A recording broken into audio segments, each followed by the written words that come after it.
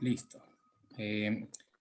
Comenzamos entonces. Bien, muy buenas tardes con todos y con todas los quienes estamos aquí presentes en este evento académico de formación ciudadana y ética, la ciudadanía frente al compromiso electoral, ¿no? Este evento forma parte de un proyecto macro, ¿no? Que tiene que ver con el Profirrea, ¿no? Un proyecto de formación en artes y humanidades, ¿verdad? Que lleva adelante uno de los grupos del ecosistema de investigación, uno de los grupos de la Universidad Politécnica Salesiana, específico en artes y humanidades, conocido como Ataraxia, ¿no?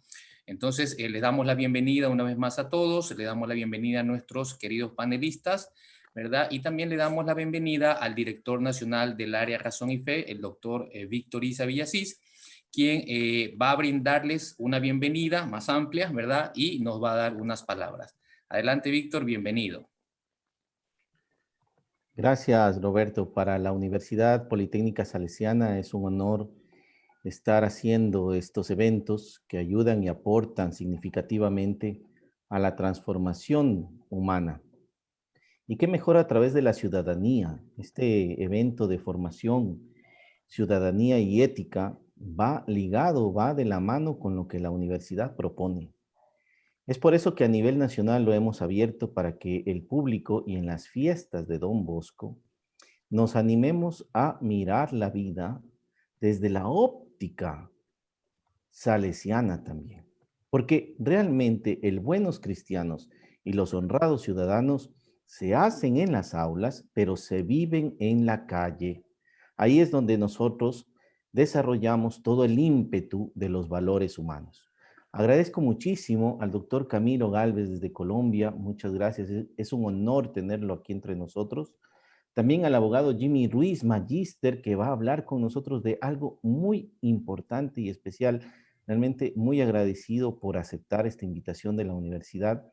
Y a nuestro doctor Johan Méndez, también representante del grupo de investigación Ataraxia.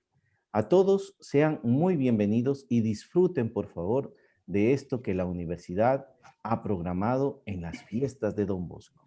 Un abrazo a todos. Gracias por estar aquí. Muchísimas gracias por esas palabras, estimado Víctor. Definitivamente existe una preocupación en el mundo y existe una preocupación aún más profunda en la Universidad Politécnica Salesiana frente al tema de la democracia, frente al tema de la ciudadanía y por sobre todo al tema de derechos humanos, ¿no? Dentro de la visión de Don Bosco, el fundador de los salesianos, siempre estuvo presente la idea de persona. Entonces, el ser humano que se realiza en esa ecuación denominada persona, ¿no? Entonces, por eso es que nosotros hemos enfocado esta investigación en estas temáticas que son inherentes a los tiempos que nosotros vivimos. Cierto es que hoy la pandemia se ha robado protagonismo, ¿no? Pero en Ecuador estamos frente a un proceso democrático, entonces viene muy bien tener un poco claro algunas variables sobre este panorama.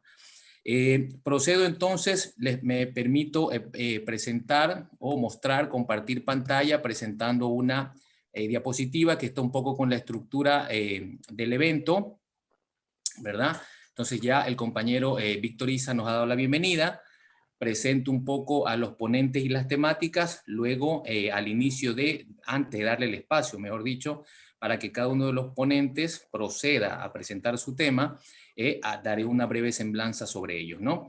Tenemos al doctor Camilo Gálvez Lopera, ¿verdad? Quien va a tratar el tema, la teología pastoral como fuente para la construcción de ciudadanía.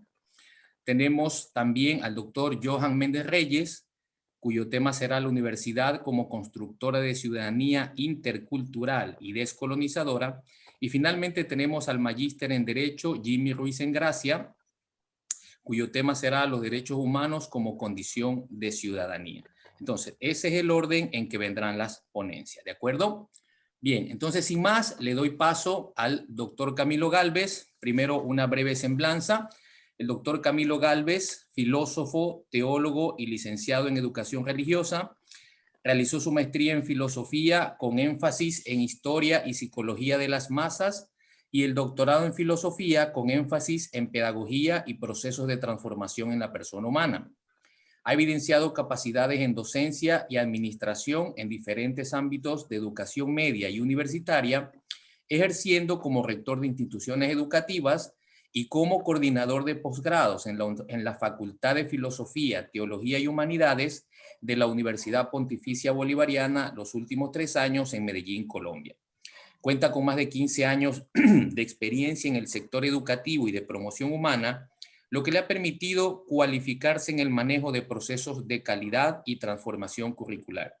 La categoría de investigador junior otorgada por Colciencias para los años 2020 y 2021, la mención de honor como autor bolivariano y docente distinguido otorgado por la Universidad Pontificia Bolivariana en 2017, certifican su capacidad para liderar iniciativas relacionadas con la innovación, la actualización y los estándares de calidad dentro de las exigencias propias del sector educativo. Le damos la bienvenida entonces al doctor Camilo Gálvez. El espacio es vuestro. Bienvenido. Muchas gracias, doctor Roberto. Un saludo para el doctor Víctor y para los demás panelistas. Un gusto poder compartir este espacio. Y bueno, tratando de combinar dos virtudes, digamos, princeps en el ámbito académico y muy de los franceses, la síntesis y la perfección, me voy a dar a la tarea de cumplir con la meta establecida ya por el título de la ponencia. Yo quiero que partamos de un concepto básico y fundamental que termine involucrando de alguna manera a los compañeros que van a estar conmigo aquí en la mesa, y es el concepto propio de construcción de ciudadanía. Y a partir de ahí, la vocación también muy especial que tiene la propia teología y la pastoral en esa construcción de la ciudadanía. O sea, tratando de unir y de evidenciar el papel del teólogo y del evangelizador dentro de la construcción de ciudadanía. Entonces comienzo con ese concepto básico y de ahí en adelante voy a desarrollar todo lo que tiene que ver ya con la teología y la pastoral. Entonces tenemos que la construcción de la ciudadanía alude a un proceso por el cual una persona que reviste o va a revestir la condición de ciudadano cuando obtenga la edad necesaria para ejercer plenamente sus derechos, va formando su personalidad, y esto es muy importante, no hablamos de carácter, sino de personalidad individual y social, en base a los valores que la comunidad que integra considera valiosos y positivos. Aquí, cuando hablamos de pastoral y de teología, vamos a hablar de una visión o una trascendencia espiritual y cristiana del ser humano, individual, social y comunitario. Entonces, hablamos de esos valores que la comunidad que integra considera valiosos y positivos para que propiamente una sociedad democrática se desarrolle en orden, en paz y en miras al progreso ético, material, tecnológico y científico. Ahora tenemos dos contextos importantes dentro de esta construcción de ciudadanía. Las familias y la escuela son los responsables más cercanos. Y hablamos de la escuela aquí pasando más allá de lo que en Colombia conocemos como educación media, formación universitaria, técnica, tecnológica, etc. Entonces, la familia y la escuela son los responsables más cercanos dentro del Estado de ir conformando en los niños, jóvenes y en los adultos una conciencia. Entonces, primera palabra clave, responsabilidad. Ahora, una conciencia solidaria, reflexiva y ética, para formar seres libres, libertad entendida teológicamente en cuanto a la posibilidad que el hombre tiene de dirigirse o optar por el bien. Entonces, de ir conformando en los niños, jóvenes y adultos una conciencia solidaria, reflexiva y crítica para formar seres libres, autónomos y responsables. Ese sería, digamos, el preámbulo, yo diría, evidente o quizá de un poco, podría decirlo fuerte, pero en sentido común, como punto de partida para lo que vamos a ver aquí en torno a la construcción de la ciudadanía.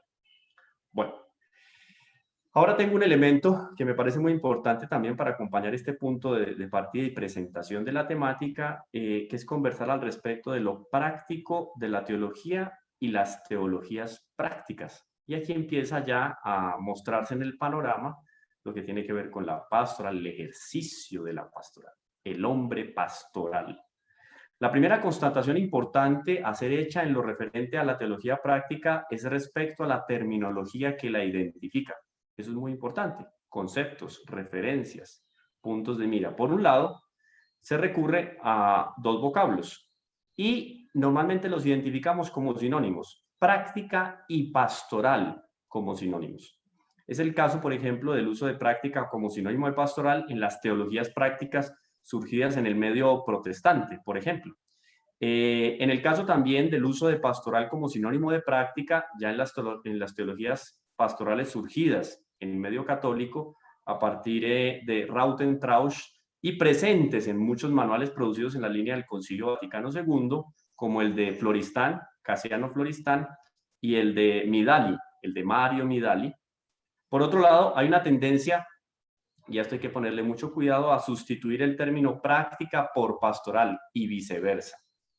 Es lo que ocurre en buena parte con los estudios de la teología práctica surgidos en las últimas décadas, por ejemplo, en países anglosajones y divulgados en revistas científicas y académicas.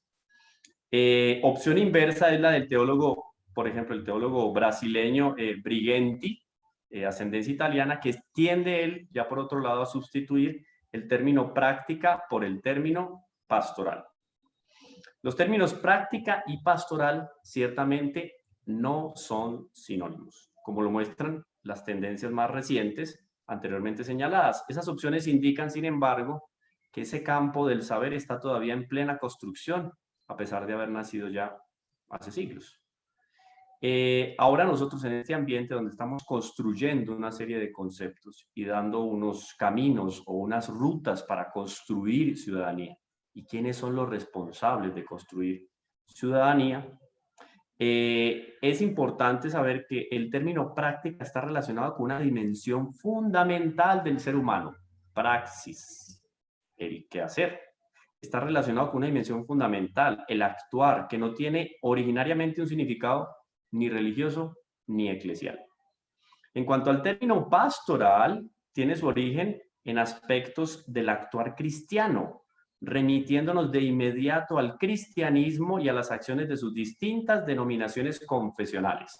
Entonces ya vemos que en la línea del tiempo, práctica y pastoral, ¿no?, se enriquecen la una con la otra, pero práctica es anterior y permite el origen de la pastoral en el cristianismo. Tiene su origen entonces en aspectos del actual cristiano, remitiéndonos de inmediato al cristianismo de las acciones de sus distintas denominaciones confesionales. En parte, la preferencia por práctica tiene que ver con la búsqueda de la cientificidad de las teologías prácticas, hechas, por ejemplo, en ambiente universitario. Y el énfasis en la pastoral muestra un mayor enraizamiento de las teologías pastorales, que ya son hechas más bien en un diálogo con las comunidades de fe. Entonces, podríamos traer a colación el pensamiento y la propuesta de un Benedicto XVI al respecto de la comunicación o del diálogo de dos significados, práctica y pastoral. Es de alguna manera enriquecer en la pastoral entendida como en los ambientes propios alrededor de una parroquia, de una diócesis y de una arquidiócesis, y también el significado de pastoral o el ejercicio intelectual en torno a la pastoral, ejercicio que se realiza en el ambiente académico, en el alma mater, en el claustro.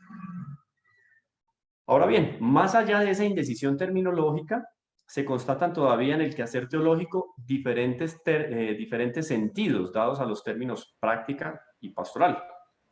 En efecto, esos términos son utilizados en la teología, por lo menos, podríamos decir aquí, en 4 significados distintos. Primero, práctica y pastoral. Primero, como objetivo para el cual debe ser orientada la formación teológica, identificando la práctica o pastoral con un resultado buscado por la teología. Ese primero sería un primer significado, como objetivo, esa perspectiva. Segundo, sería como una dimensión. Ahora, como una dimensión que informa el hacer teológico desde el interior, más o menos como el papel o la relación que tiene el alma con el cuerpo. El alma informa al cuerpo. Ahora, ese estudio pastoral, esa formación teológica, informa el quehacer teológico. Es muy interesante porque ahí vemos la relación de los dos significados en esta dimensión, ¿no? Ahora, como tercero tendríamos una disciplina del currículum teológico, que es obligatoria, por ejemplo, y la encontramos en la Sapiencia Cristiana. Se denomina teología pastoral. que de alguna manera quita a la práctica o a la pastoral la centralidad que debe poseer en la praxis teológica. Entonces, el peligro de quedarse solo en la praxis o solo en el ejercicio intelectual sobre el quehacer, sin involucrar el quehacer teológico. Como estamos hablando aquí de construcción de ciudadanía, entonces vemos que aquel que es formador en pastoral, aquel que es formador en teología, obviamente colabora para la información, para la estructura tanto mental como en el quehacer, en esa formación de la personalidad y en el forjar del carácter al ciudadano, para que con esa formación y esos conceptos teológicos pueda involucrarse de una manera más profunda en la construcción de su persona y de la sociedad. Y tenemos como cuarto significado, como podemos decir, como actividades concretas de una acción práctica o pastoral. Entonces hablamos aquí de prácticas litúrgicas, catequéticas, institucionales, religiosas y hasta sociales, ilustrando la aplicabilidad de la teología en la práctica o en la pastoral aludida anteriormente.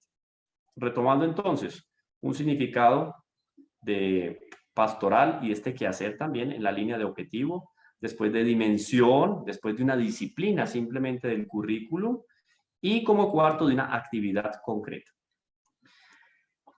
Esos distintos significados pueden ofrecer lecturas que terminan siendo problemáticas de la teología práctica o pastoral. Problemáticas que terminan siendo entonces una oportunidad o un foco de mejora.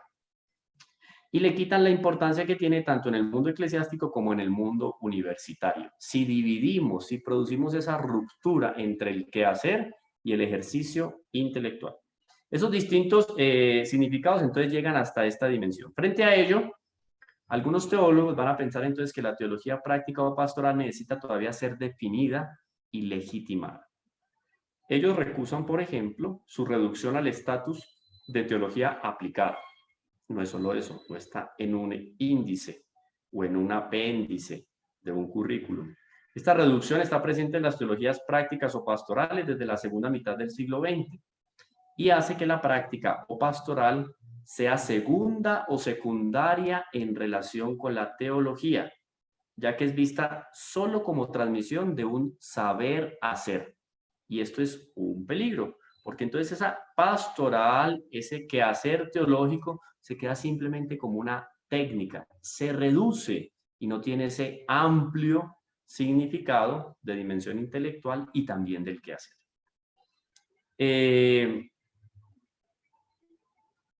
Ahora bien, al respecto de la práctica teológica, la práctica pastoral, hablando en un bachillerato en teología y una licenciatura en estudios pastorales, puede tener algunos elementos que terminan siendo esenciales y compartidos en diferentes ambientes, en diferentes lugares geográficos. Sin embargo, esta pastoral o este quehacer teológico sería una hermana pobre de ese primer quehacer teológico que significa o que involucra más bien una dimensión mucho más amplia. Ahora bien, entre praxis, entre práctica y pastoral, ¿hay una relación de fundación, de fundamentación mutua? La respuesta es sí. Y ahí la obligación del instructor, del formador, del maestro, con su discípulo, con su alumno. ¿Para qué? Para que él pueda realizar una acción con una trascendencia más profunda, porque tiene una formación teológica e impacte y se proyecte en la sociedad. Eso es muy importante. Entonces, no hay ruptura, sino que hay una fundamentación, hay un enriquecimiento mutuo entre praxis, práctica y pastoral teológica. Bueno, por otro lado, nos vamos a encontrar con una teología práctica o una pastoral empírica. El doctor Roberto o el doctor Víctor me van haciendo así alguna seña a ver si estoy al borde del abismo temporal o todavía estoy en el tiempo. ¿Sí? ¿Estamos bien? Bueno, la teología práctica o la pastoral empírica está presente sobre todo en países anglosajones. Es otra mentalidad. Yo recuerdo que en algún momento, siendo misionero, unos compañeros de misión en Estados Unidos se encontraron con el superior de la comunidad y el superior de la comunidad les empezó a explicar teológicamente, canónicamente, en qué consistía el ordo de costumbres, el modo de ser de la vida religiosa. Y como quien no cumplía ese tipo de normas de vida religiosa, pues eso le iba a conllevar a una penitencia. Y habían penitencias fuertes en materia de oración, de ayuno y tal. Y después de él hacer toda su exposición detallando más de 120 páginas, que más o menos ese era el volumen del ordo de costumbres, explicó penitencias y todo, y uno de ellos levantó la mano y dijo, no entiendo por qué penitencias. Entonces él le explicó, se rompió una norma, viene una pena, y dijo, no, es que si hay normas y reglas son para cumplir. No se incumplen y no hay penitencia. Entonces es una mentalidad totalmente diferente. O sea, para nosotros termina siendo hasta estimulante el conocer la manera de cumplir una penitencia cuando uno rompe una norma. Es una mentalidad diferente. Entonces, cuando hablamos de teología práctica o pastoral empírica, que está presente especialmente en países anglosajones, esta ve la práctica como algo empírico, o sea, derivado o guiado por la experiencia. En ese tipo de acercamiento, el término práctica designa la atención a lo real, algo así como aterrizar conceptos. Lo abstracto lo aterrizo en la realidad, sería más o menos en esa mentalidad. En ese tipo de acercamiento, el término práctica designa la atención a lo real, a lo social, en este caso construcción de ciudadanía, a lo religioso, que es accesible a través de los instrumentos de investigación. Hasta ahí se quedaría entonces esa teología práctica o pastoral empírica. Se recusa en este sentido a la intuición y la comprensión de la teología práctica como una teología aplicada, aunque se valorice los estudios de las mentalidades de las organizaciones sociales y educativas.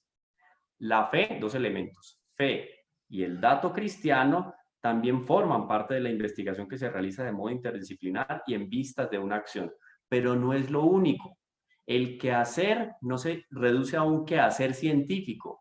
El quehacer de la pastoral va más allá porque transforma al hombre, se involucra en las interrelaciones humanas y puede transformar una sociedad. Por eso es que es interesante cuando nosotros hacemos una reflexión al respecto de construcción de la ciudadanía, que involucra valores, involucra contextos, involucra también teológicamente hablando una vocación. La pastoral llega hasta allá, no se queda en una reflexión, va mucho más allá. Por otro lado, podemos encontrar la teología práctica o pastoral crítica, que busca antes de todo la crítica de las instituciones. Y se queda por ahí. Estas son entendidas como el conjunto de formas por las cuales se manifiesta un grupo, o sea, organizaciones, sistemas de pensamiento, normas, ritos, discursos. Las instituciones estudiadas son sobre todo de tradición cristiana. No se trata entonces, no obstante, de analizarlas a nivel empírico, sino en sus presupuestos. Para ello, entonces, se va a recurrir también a las ciencias humanas. Esto es muy interesante. Pero no para descubrir nuevas técnicas de funcionamiento de la iglesia. No, no. Ni qué hay que hacer en la pastoral. La categoría de la praxis reinterpretada, distintamente, obvio, de Marx, por ejemplo, es central en este tipo de acercamiento. Entonces hablamos de una pastoral crítica. Esta ayuda a dar nueva fecundidad y vitalidad a la pastoral, como muestran las teologías del mundo, por ejemplo, del contexto de la liberación, de la secularización, la teología de la pastoral de la negritud, de género, entre otras.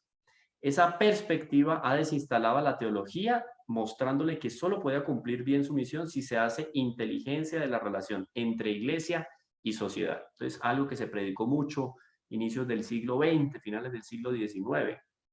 Rompimiento entre sociedad espiritual y sociedad temporal. Aquí entonces hay una propuesta para el diálogo.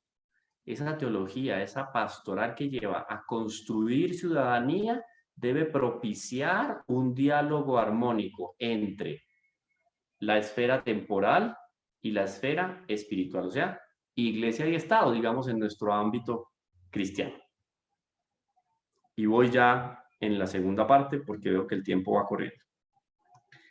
Ahora, el carácter práctico de la teología. En las primeras relaciones y significados que explicité al respecto de teología práctica o pastoral son obviamente eclesiales y están imbuidas en ese ambiente universitario. En las primeras, eclesiales, se privilegia el término pastoral y se busca formar sobre todo para actividades intraeclesiales. Y eso puede ser un problema para la evangelización, porque ahí no se puede quedar la pastoral. En las segundas, cuando hablamos de una pastoral universitaria, se prefiere el término práctica y la preocupación principal es el estudio de la acción religiosa en los distintos contextos socioculturales. Entonces se queda aquí, en el ámbito del el intelecto. Así se explica el acento interdisciplinar y la preocupación en una formación no solo dirigida a los que ejercen servicios intraeclesiales, sino a aquellos que se dedican a la especulación teológica. Esos dos elementos son importantísimos cuando hablamos de un agente pastoral que le apunta a la transformación y a la construcción de la ciudadanía. ¿Cómo vamos de tiempo, doctor Roberto? Todavía tiene 10 minutos. 10 minutos, perfecto. Bueno, entonces vamos a hablar de la práctica como un lugar de la teología práctica, de la pastoral práctica. Buena parte de los teólogos contemporáneos considera que toda teología es o debe ser práctica. Y aquí tenemos algunas consideraciones de Casper, por ejemplo, en aquella publicación del año 90 a este respecto. Entonces, repito, se considera en gran parte dentro de la teología o la especulación teológica que la pastoral debe ser práctica. Ese tipo de afirmación parece poner en cuestión el lugar de la teología práctica en cuanto disciplina en el corpus teológico. Lo que se afirma, sin embargo, es el carácter práctico de la teología, o sea, su interés por la práctica en cuanto lugar del quehacer teológico. No obstante, podemos preguntarnos, ¿a qué práctica se refiere esta definición? Teología práctica, pastoral práctica. ¿Cómo la teología o la pastoral práctica se puede comprender? Ahora bien, en la filosofía y las ciencias sociales, el término práctica designa generalmente cinco elementos. Primero, el actuar humano, fundamental. Segundo, un comportamiento estructurado según reglas y formas particulares. Entonces, hay elementos morales y éticos que entran ahí en ese quehacer teológico. Esto es muy interesante porque se conecta con lo que tradicionalmente se proclamaba al respecto de un San Francisco de Asís saliendo a evangelizar, realizando un quehacer pastoral o teológico, saliendo a caminar simplemente sin balbucear ninguna palabra, porque en su estructura moral y ética realizaba un quehacer pastoral en medio de la sociedad. Es interesante porque era construcción de ciudadanía en la Edad Media. Ese era el concepto un poco de la construcción de ciudadanía. Entonces, repito, primero que todo, el actuar humano. Segundo, un comportamiento que está estructurado según reglas y formas particulares. Un sistema, sería ya para un tercer punto, un sistema complejo de acción e interacciones, porque si hablamos de interdisciplinariedad a la hora de hablar del intelecto, hablamos aquí de interacciones, cuando es un conjunto humano, una sociedad, que está orientado a una finalidad y que está regulado por reglas de distintos tipos. Entonces no es solamente mi comportamiento o el comportamiento del sujeto que realiza el quehacer pastoral, sino ya de toda una comunidad. Yo me identifico como agente pastoral dentro de una comunidad, el cristianismo. Como cuarto elemento, un conjunto particular de actividades de un grupo o de un individuo localizadas en el tiempo y en el espacio. Y aquí es un poco más al respecto de la especulación. Y como quinto y último, una actividad autorreflexiva que busca aumentar la conciencia de la misma pastoral en su contexto y con vistas a una mayor eficacia.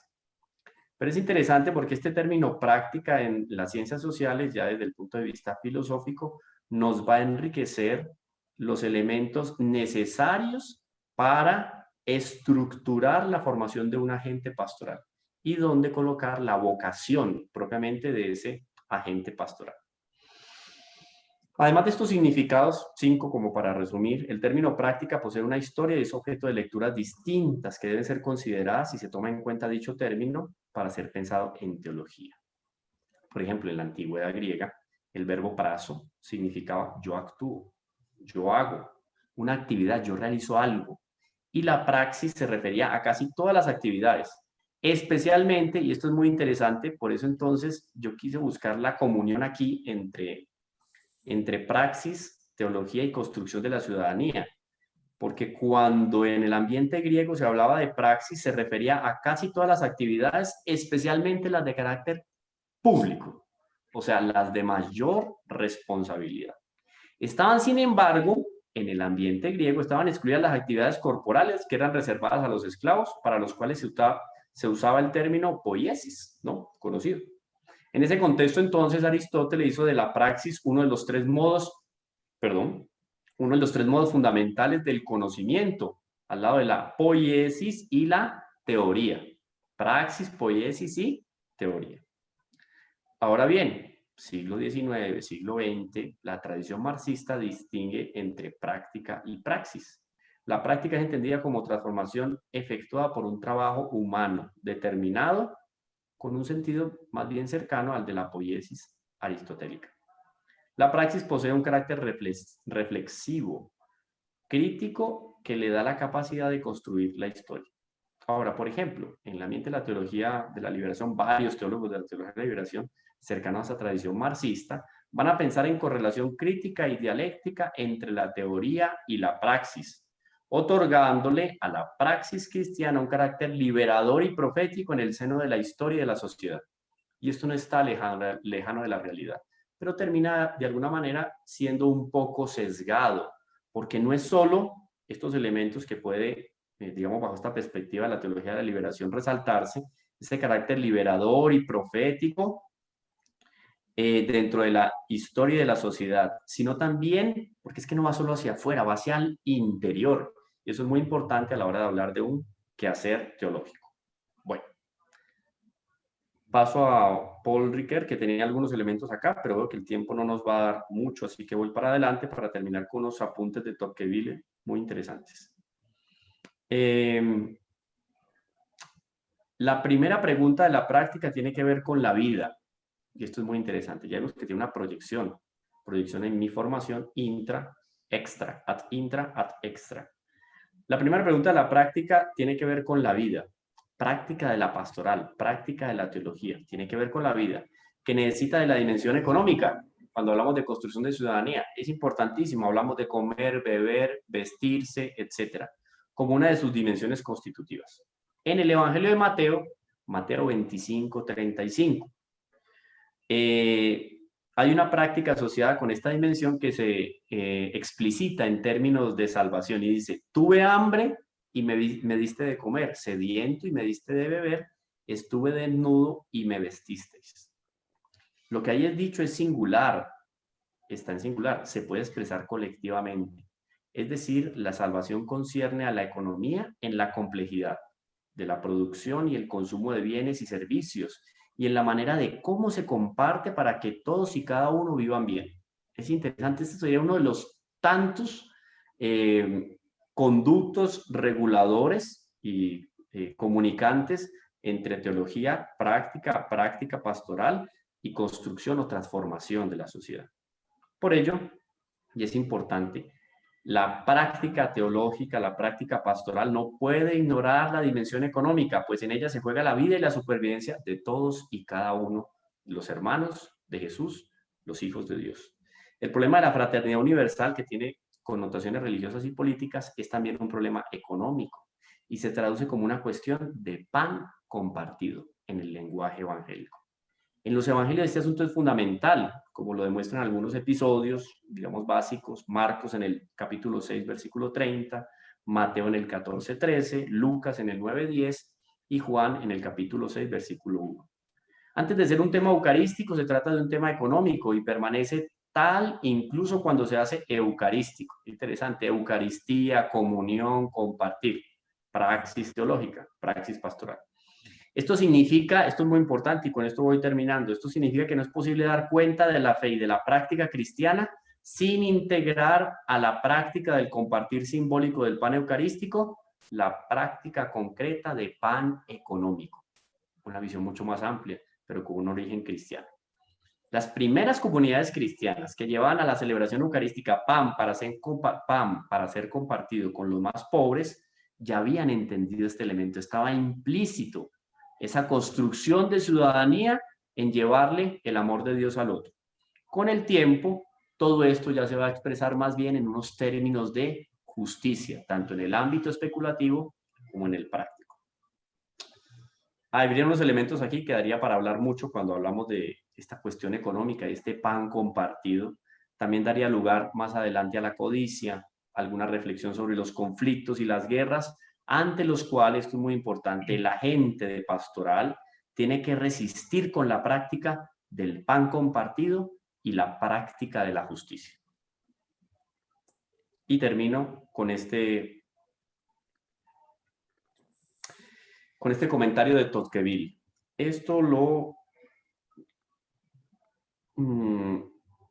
está en un estudio de la antirreligión, Buenos Aires, Eutimia, en el año 84. Saco de ahí el comentario de Tocqueville, dice lo siguiente: un problema del mundo moderno y que se involucra con la práctica de la pastoral o de la gente. La fe en la opinión pública se convertirá en una especie de religión en la que la mayoría será el profeta. Proféticas, las palabras de Tocqueville hace más de 200 años. El pronóstico se ha cumplido o está en trance de cumplirse. Cuando hablamos de democracia, de sufragio, de decisión, la democracia como religión de la política se está imponiendo, al menos en Europa, a la religión tradicional, sustituyéndola por la indiferencia laicista. De este modo, la democracia social como religión política funciona como una religión civil laicista opuesta, no solo al cristianismo, sino paradójicamente a toda religión. Se estará cumpliendo la profecía de Comte de que en el futuro, a medida que el hombre sea cada vez más religioso, superará incluso el ateísmo, que, en último análisis, es un concepto del estado metafísico intermedio entre el estadio teológico y el positivo de la humanidad. La democracia como estado de la sociedad y la democracia como forma de gobierno son expresión del laicismo tradicional europeo vinculado al cristianismo como la religión de los cristianos. La democracia como religión de la política no expresará el hecho de que el hombre se vuelve cada vez más religioso cuanto más iguales son los hombres, entendiendo por religión el conformismo absoluto. Termino con esta pregunta y agradezco el espacio para esta reflexión. Muchísimas gracias, Camilo, por cumplir con los tiempos específicamente exactos. Muchísimas gracias. Con gusto. Las preguntas, por favor, para aquellos invitados, aquellos participantes que deseen hacer alguna pregunta. Hay un espacio, ¿verdad? Para preguntas y respuestas. La podemos ir generando hasta la parte final. Luego de que los tres panelistas presenten sus respectivas ponencias, daremos espacio a la lectura de esas preguntas y a la respuesta de los panelistas. Bien, en segundo momento tenemos al doctor Johan Méndez Reyes, quien va a tocar el tema la universidad como constructora de ciudadanía intercultural y descolonizadora. Una breve semblanza del doctor Johan Méndez Reyes, doctor en ciencias filosóficas y doctor en ciencias gerenciales, postdoctor en ciencias humanas y magíster en filosofía, licenciado en filosofía, educador, docente e investigador de la Universidad Politécnica Salesiana. Forma parte del grupo de investigación en artes y humanidades Ataraxia, dirigiendo un proyecto de investigación titulado Ética y Pedagogía en clave decolonial, una aproximación teórica desde el contexto universitario. Ha sido profesor e investigador de prestigiosas universidades en Venezuela y Ecuador, ocupando importantes cargos en gerencias universitarias, tales como vicerrector académico de la Universidad Nacional Experimental Rafael María Baralt, director del Centro de Estudios Filosóficos de la Universidad de Zulia, director del Museo Histórico Rafael Urdaneta, jefe de departamento de la Escuela de Filosofía de la Universidad del Zulia, entre otras responsabilidades. Ha publicado más de 40 artículos en diversas revistas indexadas nacionales e internacionales y también tiene a su haber más de 15 publicaciones de textos. Le damos la bienvenida a Johan. Por favor, tiene su espacio de 30 minutos. Bienvenido. Bien, muy buenas tardes con todos, con todas. De verdad que para mí es todo un placer compartir con ustedes realmente este trabajo de investigación, de reflexión, que nos invita pues, ¿no? a seguir realmente pensando, repensando la universidad, la ciudadanía, bajo un enfoque crítico como lo es la interculturalidad y el pensamiento decolonial. Quiero presentar un material, ¿ya? A ver si se puede visualizar. ¿Sí? Para ir también en contexto con el tiempo, ¿sí? Y avanzar en ese sentido para compartir esta importante reflexión. Bien, uno de los aspectos importantes de este trabajo, titulado, como muy bien lo planteó el doctor Briones, sobre la universidad como aquel espacio también para construir ciudadanía desde un enfoque intercultural y decolonial, nos invita realmente a poder idear una universidad que pueda asumir una perspectiva crítica, epistemológica, que nos permita realmente repensar sobre los desafíos globales de nuestra América, ¿no? Y de esta forma ir recuperando la visión de los excluidos de siempre con el propósito de construir un mundo otro. Cuando hablo de excluidos de siempre, estamos hablando obviamente de todas estas culturas, de los pueblos originarios, de los mestizos, estamos hablando también de los afroecuatorianos, ya de estos movimientos sociales también que en las últimas décadas han tomado mucha fuerza y que la universidad realmente no puede darle la espalda, y mucho menos si estamos hablando de un concepto de ciudadanía. Por eso que implica entonces que el reto de la universidad, formar ciudadanos con una nueva formación desde la acción totalmente intercultural y desde una pedagogía que no solamente va a estar enmarcada dentro del aula de clase. Eso es una de las características fundamentales de este enfoque como tal.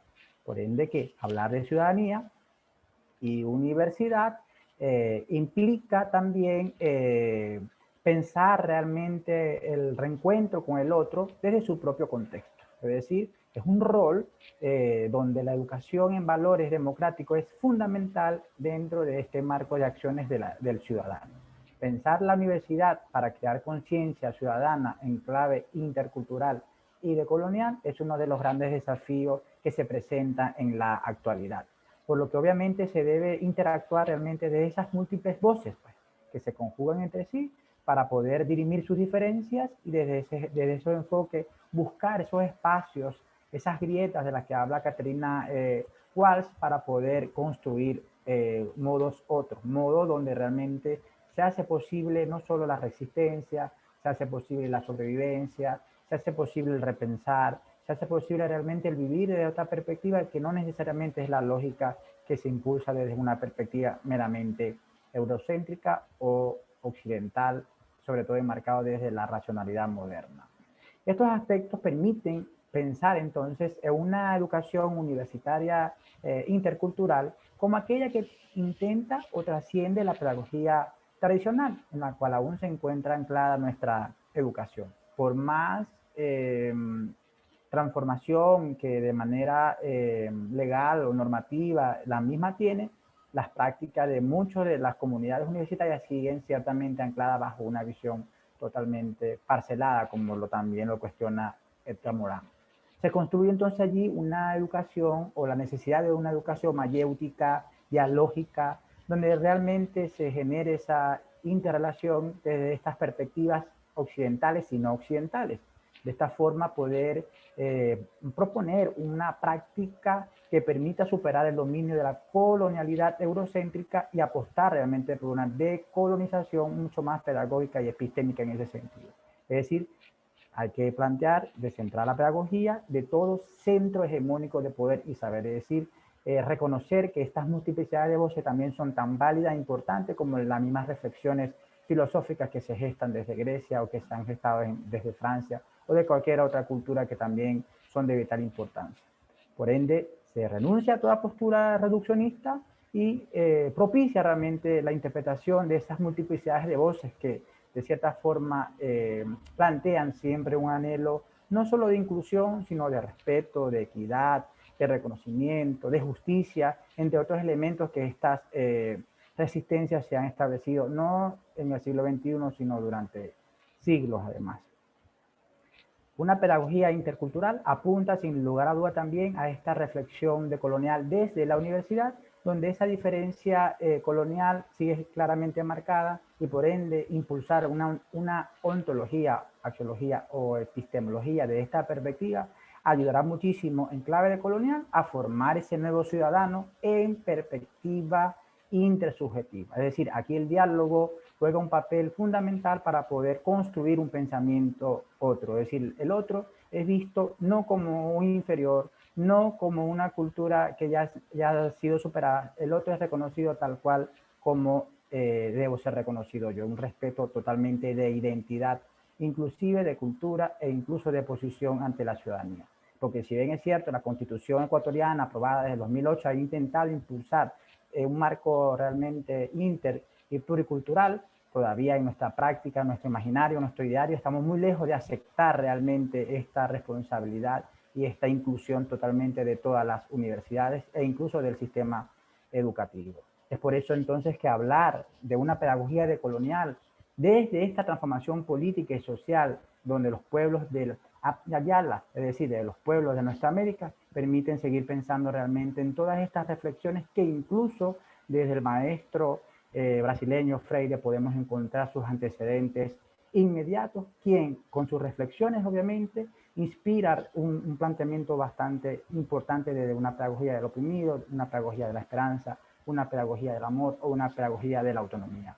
Algunas de estas reflexiones han impulsado sin lugar a dudas a seguir buscando esa praxis política que debe acompañar necesariamente a esos oprimidos, como él los llamaba, para que de esa forma puedan encontrar su identidad y autenticidad, desarrollando una pedagogía verdaderamente que impulse una reinvención social como lo establece Freire y que en este momento, en pleno siglo XXI, ya al transcurrir estas 2 décadas, sigue siendo totalmente vigente su planteamiento bajo un enfoque totalmente crítico, claro está.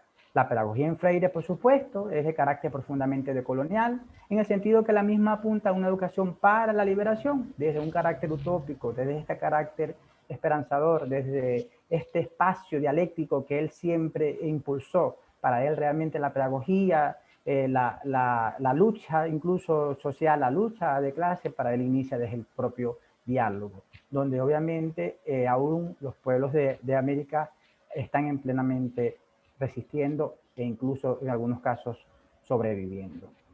Todo esto obviamente apunta a una realidad ontológica de un sujeto decolonial cuya acción debe impulsar una epistemología otra, un pensamiento otro, una perspectiva filosófica otra que permita realmente reconocer estas pluralidades de ser, pensar, conocer, percibir, hacer y vivir. Es decir, no estamos hablando de una sola visión monolítica o monocultural desde una perspectiva meramente occidental. Estamos hablando que en América toda, fundamentalmente en nuestra América, como dirá el pensador caribeño José Martí, hay distintas expresiones culturales que debemos nosotros reconocer, y no solamente bajo una falsa interculturalidad que en el discurso pretende realmente decir sí, sí existen, pero realmente dentro de la acción y dentro del compromiso siguen siendo excluidas o invisibilizadas.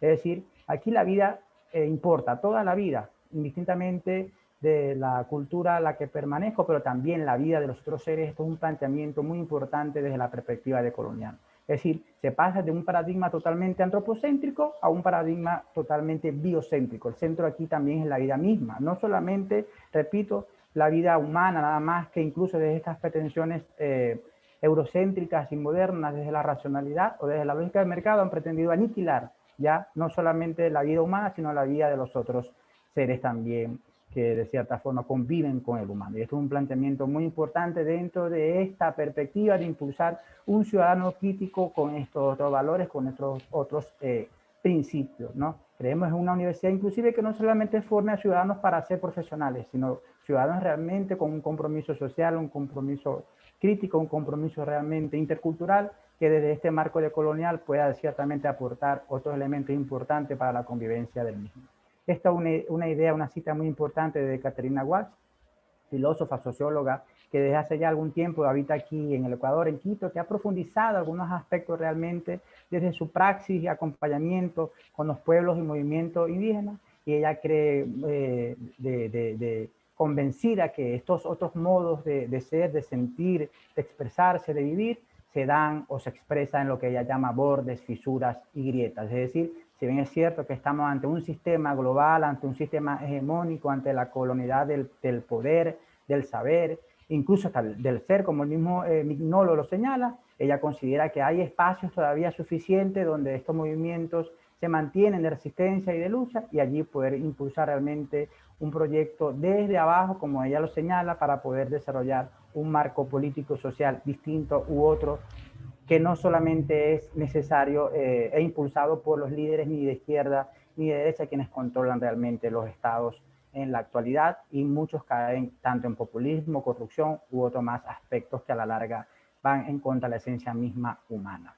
Educar, diría Freire, es ante todo problematizar, por lo que una pedagogía intercultural entonces debe obviamente estrechar esta relación para poder asumir desde la praxis educativa y política una nueva conformación de una sociedad plurinacional e intercultural, incluso como se establece dentro del marco constitucional de nuestro país.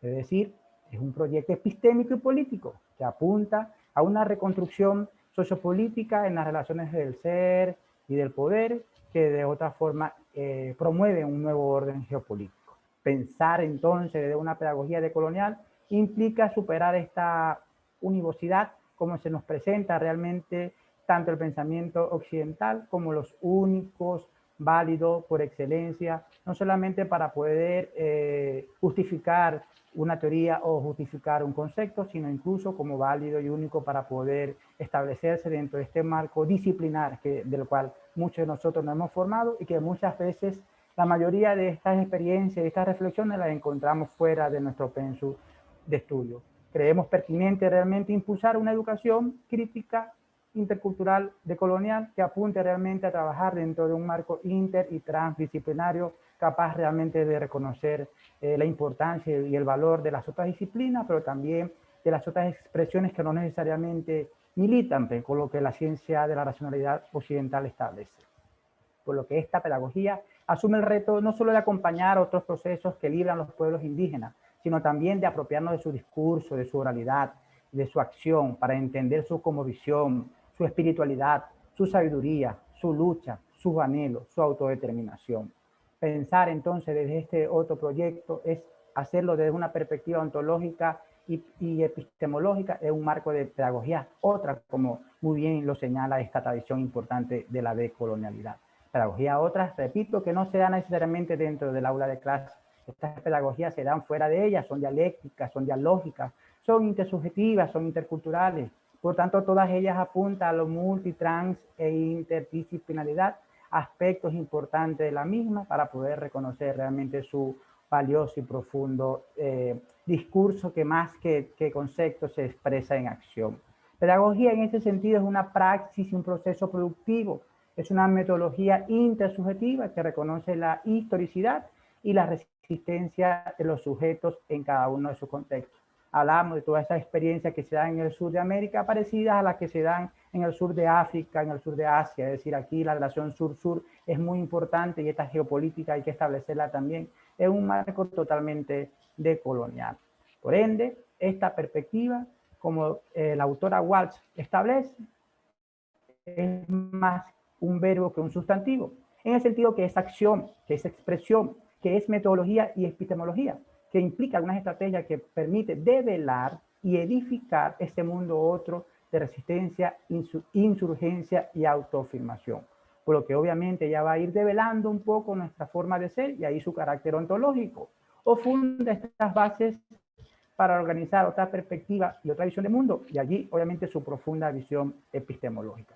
Por ende, ella busca siempre desaprender, reaprender, conocer y hacer, busca vida, busca el reconocimiento de la diversidad, praxis intersubjetiva, libertad y autonomía, y una ontología y epistemología otra que permita entrar, llegar a la esencia misma del ser, y en ese reconocimiento de existencia impulsar realmente un verdadero conocimiento, como lo diría incluso el autor sociólogo portugués Boaventura Sousa dos Santos, quien establecerá la necesidad de una epistemología del sur desde este marco de construcción importante. Por lo que estos cambios y transformaciones no se dan de arriba hacia abajo, como muchas veces pensamos que un presidente, que el ejecutivo, que estas personas que asumen un tipo de responsabilidad producto de un marco, un proceso democrático que es ejercido por el ciudadano, pensamos que de ahí van a haber los grandes cambios, cuando realmente los cambios se dan desde abajo. Los cambios se dan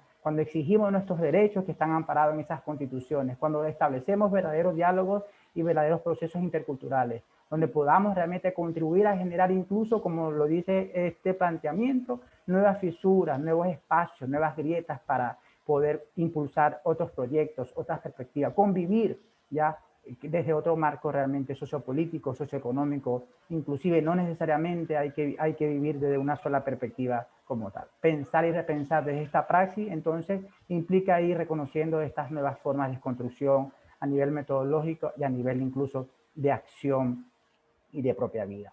La universidad va a reencarnar entonces ese anhelo de esperanza como ese otro espacio para poder repensar y pensar esas posibilidades de construir de distintas voces.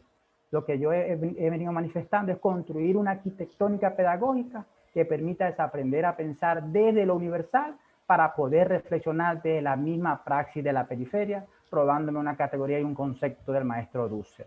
La periferia como un espacio también de reflexión, de análisis, no solamente de miseria, sino también de gritos, de voces que permiten realmente reconocer que existen millones de personas en el mundo, de sujetos en el mundo que están aclamando por un mundo mejor, por un mundo distinto. Una pedagogía decolonial en ese sentido, como lo he manifestado durante mi intervención, no solo se da en el aula de clase, sino que se manifiesta también en la misma realidad histórica, es decir, donde se da una verdadera y profunda conciencia de la necesidad de la transformación desde lo social, desde lo cultural y desde una ética intersubjetiva, y ahí estaría el kit de esta gran reflexión que el día de hoy les traigo. Finalmente, para ir respetando el tiempo, y en aras ya de terminar mi intervención, establezco algunas reflexiones ya conclusivas, por lo cual pensar la universidad como constructora de ciudadanía intercultural y decolonial es asumirla como un proyecto político, social, epistémico y ético que permita fundar las bases para idear una sociedad radicalmente distinta. Una pedagogía decolonial que procura no solo denunciar las arbitrariedades e injusticias por parte de los grandes centros hegemónicos de poder y saber, sino de construir también espacios interculturales desde las grietas y modos otros desde la criticidad, esperanza y utopía. Impulsar una epistemología del sur capaz de asumir como suya las diversas expresiones, voces, gritos de las culturas, pueblos, nacionalidades y movimientos sociales que anhelan y luchan por un cambio sociopolítico en el Abdayala. Impulsar una educación de esa forma a nivel universitario ayuda a edificar entonces una pedagogía a otra desde una metodología inter y transdisciplinaria, pero desde la misma praxis para poder impulsar nuevas grietas, sembrar semillas e inquietudes en relación al discurso de la colonialidad del poder y saber. La universidad se convierte no solo en un ente de reproducción de un saber, sino en un lugar de lucha social y compromiso político, situado en un contexto profundamente intercultural que genera apertura al pensamiento pluriversal.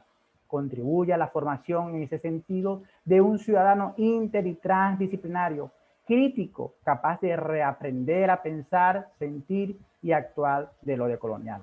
Y finalmente, la universidad impregnada de lo intercultural y de lo decolonial debe construir los fundamentos pedagógicos y metodológicos que permitan establecer puentes dialógicos entre las diversas expresiones culturales, artísticas, políticas, sociales que están presentes en nuestro país y en nuestra sociedad. Construir ciudadanía desde lo intercultural y decolonial debe estar enmarcada por la esperanza, esta pedagogía de la esperanza, este principio de la utopía que nos ha movido durante muchísimo tiempo desde el mismo momento incluso de la independencia de los pueblos. Ya Bolívar, ya Martí, ya entre otros grandes próceres pensaban realmente en este proyecto de integracionista, utópico, esperanzador para una América que aún no era nuestra, como posteriormente dirá José Martí. Desde esta praxis pedagógica, entonces, poder permitir estas otras grietas para una acción necesaria e impulsar este proyecto otro y fundar de esta forma las bases de una nueva praxis que permite entonces transformar y ser capaz de frenar la explotación, desigualdades e injusticia que aún reinan en nuestro país por las acciones políticas por parte de quienes ostentan el poder en nuestras sociedades. De verdad que muchas gracias y ahí le dejo hoy día mi reflexión en torno a este importante tema. Muchísimas gracias, estimado Johan. Una vez más, le doy las gracias por vuestra participación. Le recuerdo a los participantes que si tienen alguna pregunta en función de las temáticas que están tratando nuestros queridos ponentes, pueden generarla a través del espacio preguntas y respuestas, ¿verdad? Entonces luego, en el momento en el que daremos parte a las preguntas, leeremos las preguntas y los ponentes, de acuerdo a quién se las han realizado, irán respondiendo, contestando, ¿de acuerdo?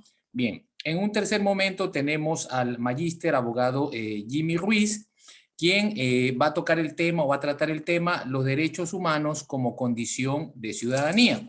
Un poco la semblanza, ¿verdad?, del magíster abogado Jimmy Ruiz Engracia, abogado de los tribunales de la República del Ecuador con especialización en derechos humanos por la Universidad Católica de Santiago de Guayaquil, magíster en Derecho Tributario Internacional por la Universidad Internacional de La Rioja, España. Hasta el 2017 fue director de Política Aduanera en el Servicio Nacional de Aduanas del Ecuador, SENAE. Al 2018, secretario general del Directorio de la Corporación Financiera Nacional, CFN. También coordinador general de asesoría jurídica de la Superintendencia de Ordenamiento Territorial, Uso y Gestión del Suelo, cargo en el que se desempeña hasta la actualidad. Cuenta con una vasta experiencia en litigios ante los tribunales contenciosos administrativos, al igual que en impugnaciones administrativas y procesos constitucionales de garantías jurisdiccionales. Le damos paso entonces al magíster abogado Jimmy Ruiz Engracia. Bienvenido. Buenas noches. Muy buenas noches, Jimmy. Para poder compartir una presentación que hice, una PPT. Sí, sí, adelante. Gracias. Un momentito, por favor.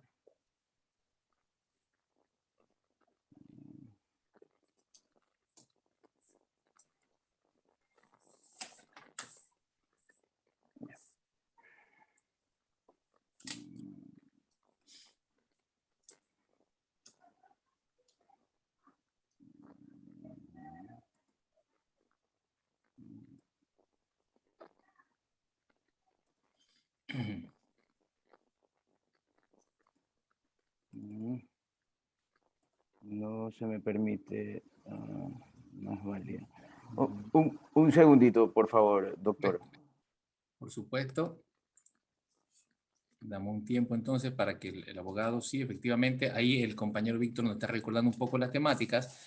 Luego al final yo también haré un poco de algunas notas de apuntes que estuve tomando sobre las conferencias que han dado el doctor Camilo Gálvez y el doctor Johan Méndez. Entonces ahí también hay algunas preguntas que me han enviado aquí al chat del WhatsApp. Las estoy recopilando, así como también tenemos unas preguntas en el espacio de preguntas y respuestas, ¿no? Se les recuerda entonces que a través de ese espacio ustedes pueden generar las interrogantes que tengan sobre las temáticas que se han tratado hasta el momento. Recuerden que la primera temática fue la teología pastoral como fuente para la construcción de ciudadanía, y la segunda temática fue la universidad como constructora de ciudadanía intercultural y decolonizadora. ¿De acuerdo? En este momento estamos esperando algunos problemas, algunas situaciones técnicas que parece que tiene el magíster abogado Ruiz, quien nos va a presentar el tema los derechos humanos como condición de ciudadanía. Roberto, un poco sí. Adelante. rompiendo un protocolo, ¿no? Pero me parece que es muy interesante que se reflexione la ciudadanía no solamente como un acto de votación. Mira qué interesante cuando se presenta como un aspecto pastoral y también como algo de decolonialidad. Así es. Así que sigamos, está muy interesante. Bien, entonces le damos paso al magíster abogado Jimmy Ruiz Engracia. Bienvenido. Gracias. Disculpen, estimados. Ok, bueno. Los derechos humanos como condición de ciudadanía. Sí se ve la presentación, ¿verdad? Sí, sí. Correcto. Los derechos humanos como condición de ciudadanía. Es necesario considerar que los derechos humanos en la actualidad enfrentan ciertos desafíos y retos. De hecho, me llamaba mucho la atención el título, porque hay ciertas corrientes que expresan que la ciudadanía como tal al día de hoy se ha convertido en una limitante, en un freno, en un problema para efectos de la aplicación de los derechos humanos como una situación natural que debería darse a todas las personas por el simple hecho de ser humanos.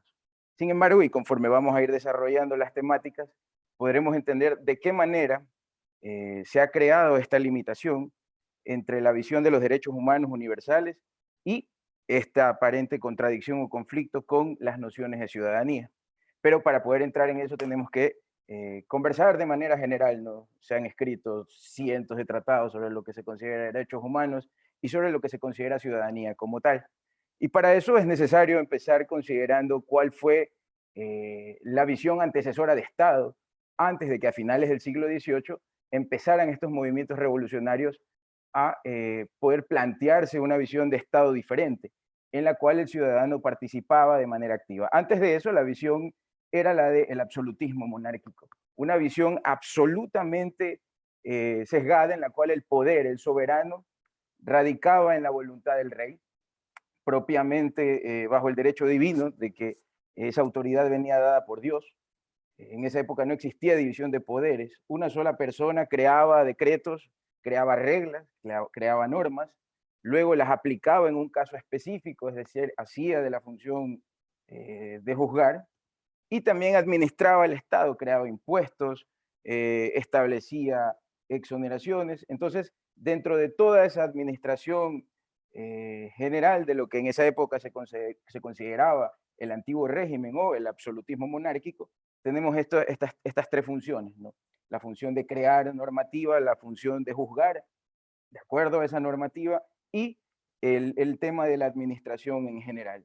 Cuestiones que el día de hoy conocemos como las funciones del Estado propiamente, ¿no? Que están totalmente separadas en cuerpos independientes, que son elegidos, algunos por votación popular, otros a través de concursos de méritos y oposiciones, ¿no? En esa época no existía tal división, toda autoridad venía de una sola persona, no existía ningún tipo de limitación institucional.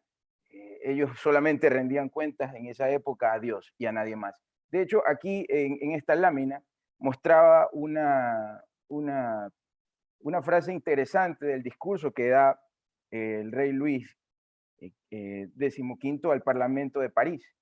Es muy, cuando se leen este tipo de cuestiones, como que viajamos al tiempo y nos damos cuenta de cuánto hemos evolucionado, más allá de que no es perfectible, es real que vivimos mejor que hace 300 años. Entonces, podemos entender esa visión, ¿no? En la que el soberano se entendía como dueño de la vida, del Estado, de la justicia, de la verdad y de la razón plena. Esa es la visión previa justamente a estos movimientos que comenzaron a propugnar otro tipo de visiones de Estado. En esta época es importante considerar que las personas como tal eran considerados medios para cumplir fines estatales. No se identificaba una noción de libertad, de individualidad, de una forma de alejarse de la noción genérica del Estado. No existía tal cuestión. En ese contexto, tenemos posteriormente estos movimientos que comenzaron a surgir a fines del siglo XVIII, ¿no?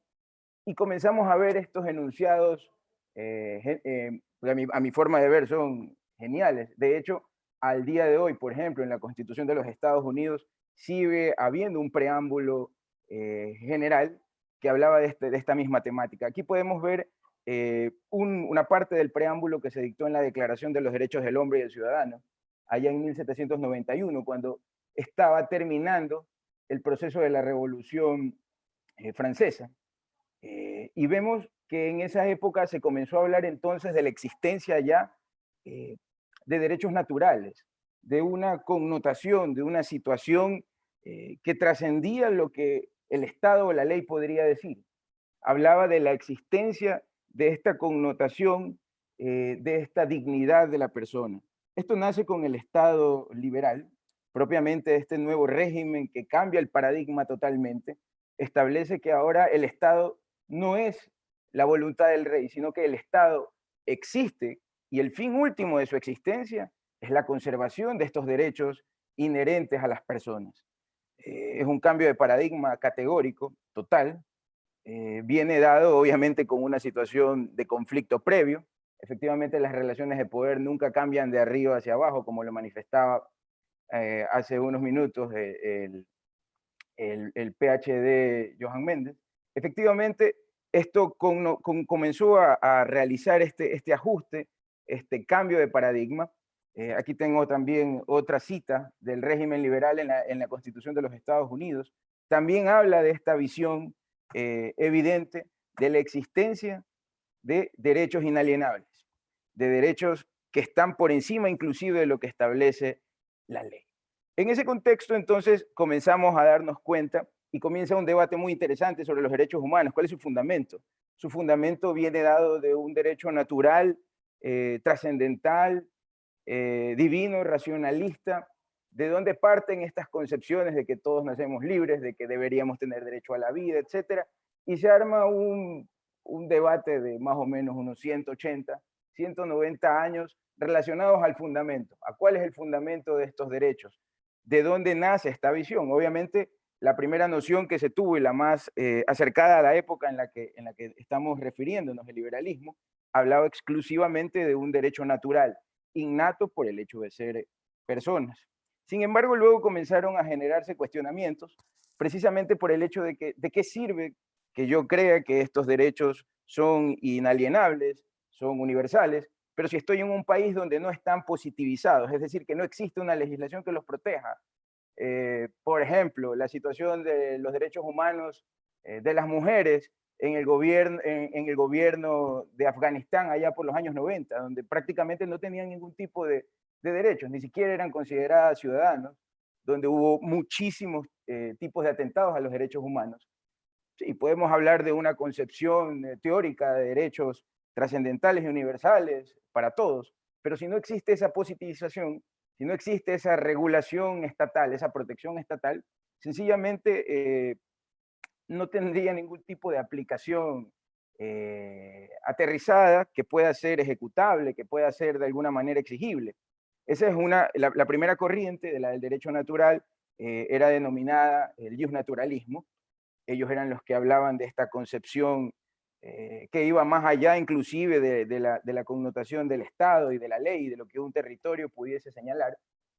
La otra corriente es el positivismo, que decía que por el contrario, los derechos solamente podían considerarse derechos si es que estaban aterrizados en una norma jurídica vinculante.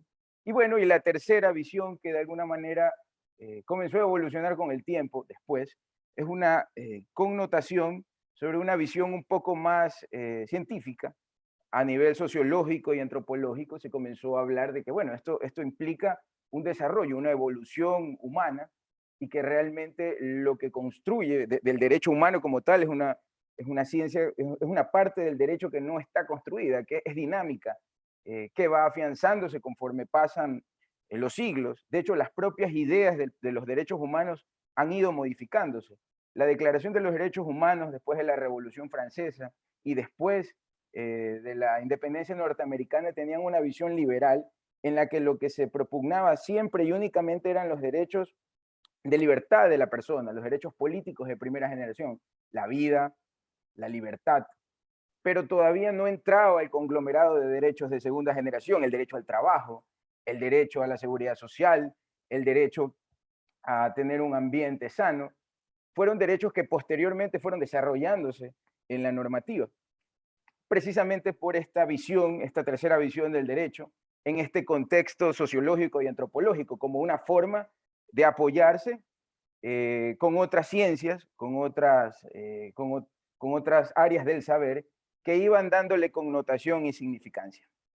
Al fin y al cabo, después de varios décadas, siglos de debate, al día de hoy el tema de los fundamentos, por lo complejo que es llegar a una interpretación universal que no pueda ser contrarrebatida, Norberto Bobbio, un jurista italiano de renombre, aterrizó que, bueno, al margen, o digamos que el problema que existía antes sobre las fuentes era justificado cuando no todos los países reconocían estos derechos, pero a través de la Declaración de los Derechos Humanos, que parte con el nacimiento de las Naciones Unidas, en el 48, digamos que la mayoría de estados, después de haber sufrido una guerra sangrienta, sanguinaria, se adhirieron, se suscribieron a estos parámetros y digamos que entonces dejó de ser un problema el fundamento teórico. Ya no era un problema el fundamento teórico, ya que estaba solucionado la cuestión más importante, que era la garantía de estas normas, las garantías de estos derechos a través de la normativa, a través de los estándares que los estados establecían en las constituciones de sus países. Y de alguna manera entonces el debate ya no estuvo centrado, ya no estuvo tan aterrizado o tan interesado en tratar de entender los fundamentos teóricos, si era del derecho natural o si era una construcción de varias ciencias, sino que se aterrizó exclusivamente en que, bueno, ya está positivizado, la mayoría de países se han adherido a la Carta de Fundación de las Naciones Unidas, tenemos ya esta protección. Bueno, entonces el debate ya no parte tanto en un concepto teórico, sino en algo mucho más importante, que es la problemática de poder efectivizar estos mecanismos para poder cumplir y hacer cumplir la garantía de estos derechos que estaban vigentes ya en esa época en la mayoría de estados.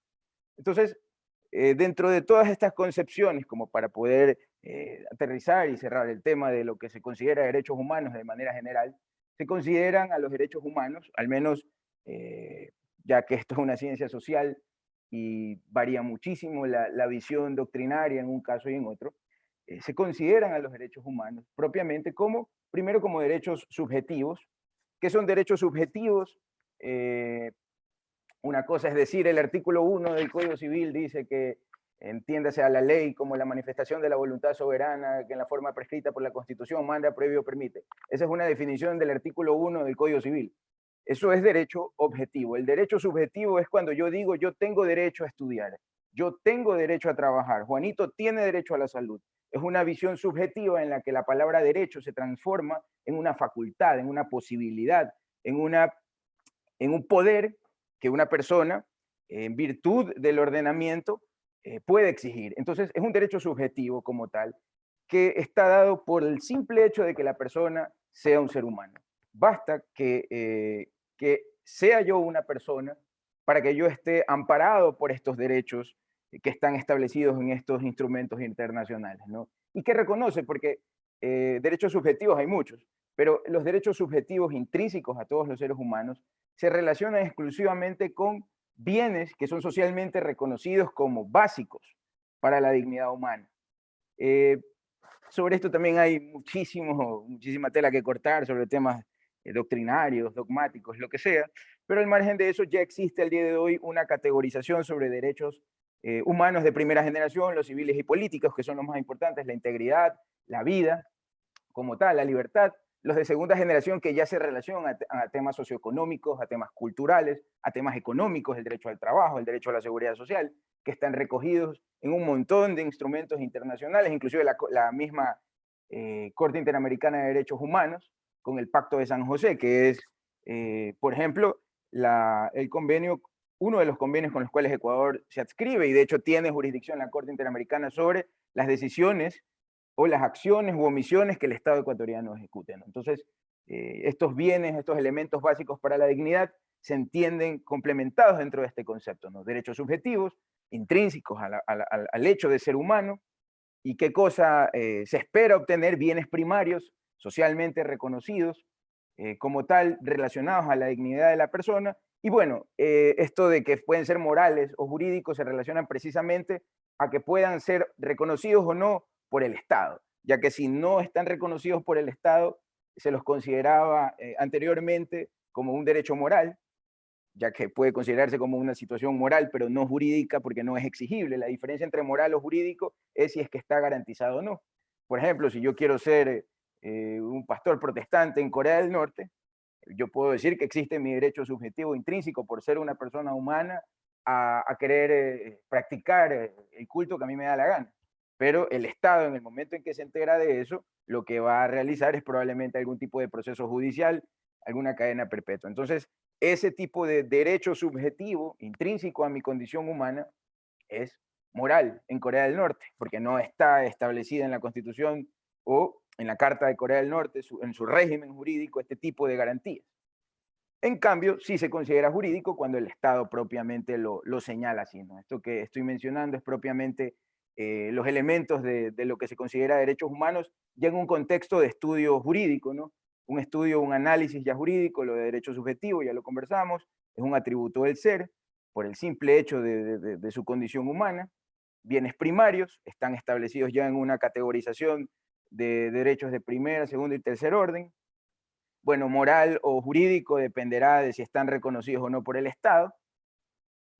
En ese contexto tenemos una visión muy general, muy rápida sobre lo que son los derechos humanos. Ahora, el tema de la ciudadanía. La ciudadanía como tal es ese vínculo, esa relación que yo tengo, esa relación nacional, cultural, política, jurídica con un Estado. No solamente es sacar la cédula, es propiamente adherirme, ser parte del Estado como tal, lo que implica obviamente someterme a las leyes, someterme a las reglas que este Estado establece. Y bueno, el deber ser, lo deontológico, es también participar activamente en esta toma de decisiones, en esta construcción normativa. Aunque como veremos ya en unos momentos, veremos que el tema de la ciudadanía resulta ser relativamente o un poco problemático, y ya vamos a explicar por qué. Bueno, este es el artículo 6 de la Constitución que habla de qué es la nacionalidad ecuatoriana, justamente este vínculo político de las personas con el Estado. Ahora, ¿dónde viene el problema con el concepto de ciudadanía? Dentro de los estudios que se han desarrollado, hay dos variantes muy importantes sobre el tema del conflicto entre la ciudadanía y todo lo que hemos hablado de derechos humanos. Probablemente cuando se escribieron los derechos humanos, no existía mayor problema entre ser humano y ser ciudadano. No necesariamente existía ese problema, pero posteriormente, migraciones masivas que se ejecutaron en muchos países, en nuestro propio país podemos vivir esa realidad, limitan de cierta manera el acceso a ciertos derechos. Por ejemplo, un ciudadano extranjero que viene al Ecuador para poder trabajar, por ejemplo, subsistir de una manera formal, requiere primero obtener una visa. Una visa si es residente temporal, si es residente permanente, someterse a ciertos parámetros establecidos en la ley como tal, y con la posibilidad incluso que por la soberanía del propio Estado, el Estado le diga, no, no te doy la visa, indistintamente de que a lo mejor venga o no de una tragedia nacional en mi país de origen. Si yo no tengo esa visa, yo no puedo mañana ser contratado regularmente en ningún lugar, en ningún establecimiento. Y en ese momento comienza una precarización. Yo no voy a tener derecho a trabajar. Si vine con mis hijos no van a poder estudiar en una escuela o en un colegio. ¿Por qué? Primero porque no son ciudadanos propiamente, y porque para poder no ser ciudadanos, pero para tener una connotación, una regularización temporal o permanente en el Estado se requieren estas cuestiones.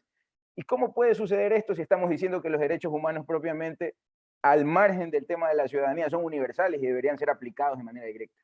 Ese es el conflicto. Ahí comienza a surgir este tema del conflicto, puntualmente, por ejemplo, en lo que acabamos de hablar ahorita sobre el tema de los migrantes, que es una situación real que palpamos en este momento. Ni siquiera me estoy remitiendo a las grandes olas de migración acaecidas después de la Segunda Guerra Mundial. Nos referimos a lo que pasa ahora en cada semáforo. Esa es una situación en la que vemos cómo la ciudadanía se convierte en una limitante para poder acceder plenamente a todos los derechos.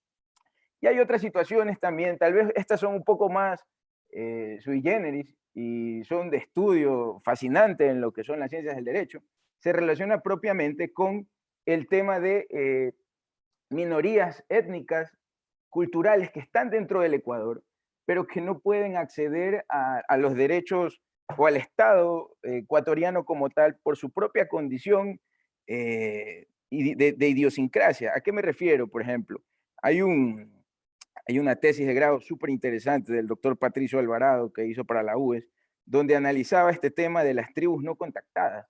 Es un problema súper interesante a nivel jurídico, cómo tratamos una situación de personas que nunca fueron colonizadas ni por los españoles, que no tienen ni siquiera idea de qué es el contexto de la cultura occidental. No han tenido acceso a lo que nosotros consideramos la idiosincrasia occidental, los parámetros mínimos. ¿Cómo un Estado podría de alguna manera garantizar su situación de aislamiento voluntario? Eso resulta a nivel jurídico una cuestión de análisis súper interesante, ¿no? Incluso en el 2003 hubo una matanza entre dos tribus los guauranes y me parece que los taromenanes, que fue inclusive documentada por el Universo. Al final el fiscal, que debió haber perseguido la causa, no tuvo herramientas para poder hacer absolutamente nada. Concluyó en que era imposible determinar la culpabilidad porque esas personas ni siquiera contaban con documentos de identidad. Estamos hablando de personas dentro de la selva profunda en la que no tienen acceso al Estado de Derecho. Respecto de eso se hacen ciertas puntualizaciones muy interesantes, ¿no? Ellos tienen derecho, por ejemplo, a permanecer en aislamiento, ya como un efecto de qué podemos hacer respecto a esta situación, ¿no? Son dos problemáticas muy generales cómo la ciudadanía choca en este contexto. En el caso de los extranjeros propiamente, porque no pueden estar regularmente en el país, como lo conversábamos. En el caso de las minorías internas nacionales, surge un problema precisamente por el hecho de tratar de incluirlas dentro de la idiosincrasia y dentro de los parámetros jurídicos ecuatorianos. ¿Cómo hacemos eso? Es un problema complejo. Entonces, bueno, desde esa óptica se parte con algunas ideas de qué hacer. Y bueno, esto sin perjuicio de probablemente la más notoria y evidente problema, ya no tanto con la ciudadanía, sino incluso siendo ciudadano y la problemática terrible de poder acceder realmente a todo el estándar de derechos humanos que podemos encontrar en la Constitución. La Constitución del Ecuador y los tratados que ha firmado el Ecuador son extraordinarios. Si nosotros leemos la Constitución de Montecristi y el propio Pacto de San José, terminamos emocionados, hasta llorando, porque realmente desarrolla un montón de derechos a nivel teórico. Pero el problema se viene a dar justamente ya en el momento de aplicación.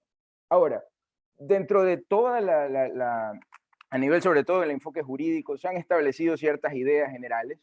Esto es un derecho, esta es una situación dinámica, el derecho es una situación dinámica que varía, no hay recetas únicas, no hay recetas universales, pero dentro de este contexto, ya para concluir, lo que se conversa mucho es un concepto de ciudadanía universal, una ciudadanía universal que de muchas maneras se encargue de dar igualdad igualdad material a quienes pudiesen tener esa igualdad, y también parte de la idea de tener que hacer una diferenciación jurídica con quienes no pueden considerarse iguales por el hecho de la visión de la idiosincrasia. Por ejemplo, dentro de esta teoría, de esta tesina, que tuve que estudiar para conversar esta cuestión, se hablaba, por ejemplo, de que este tipo de tribus, de tribus, de culturas no contactadas que están dentro del Ecuador, no deberían ser sometidas al derecho penal ecuatoriano. No podrían ser juzgadas penalmente por un juez.